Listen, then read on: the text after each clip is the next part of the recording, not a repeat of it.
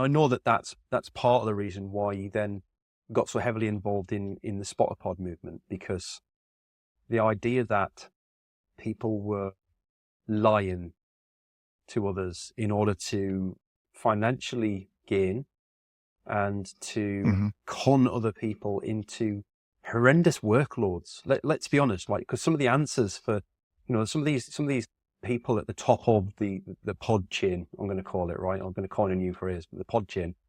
Some of these influencers at the top are selling courses for like $69 or $79. Come buy my course and I'll teach you how to be amazing at LinkedIn. And I know loads of people who bought these courses and almost Yeah. ran themselves into the ground trying to follow the tactics that don't work, because they're tactics that these people use now, as opposed to, or have an army of people to do for them, as opposed to them trying to do it themselves back when they first started on LinkedIn.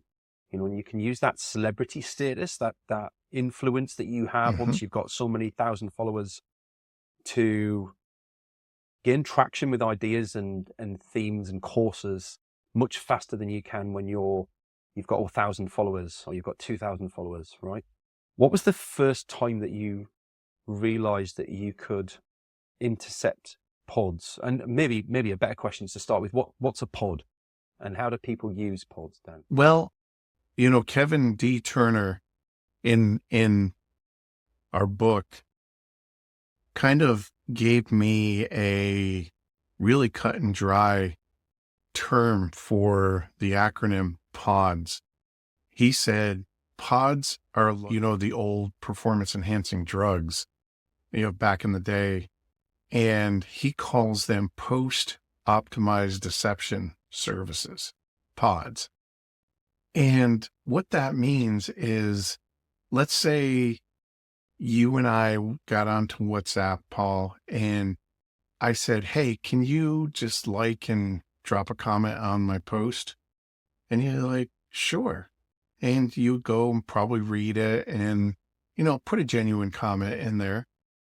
But if you magnify that by hundreds of people, not everybody's going to go in there and have your best interest in mind.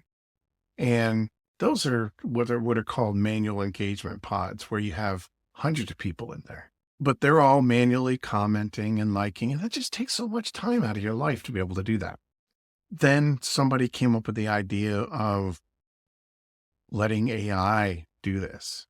You sign up to be part of one of these services and you join 20 or 30 pods, and the same thing is happening, except it's AI. So if you have one of your posts, Paul, and you said, oh, I want to get some engagement on this, so I'm going to put my post in here, pick, the 20 or 30 pods that I want to be able to engage in my post, and then just walk away and let AI decide who's going to drop a like, who's going to drop, a clapping or a love, or AI does everything. AI is even going to drop the comments for you.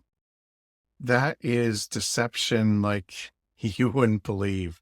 At the end of the day, it's like the old style Ronco products that we used to have here in the US.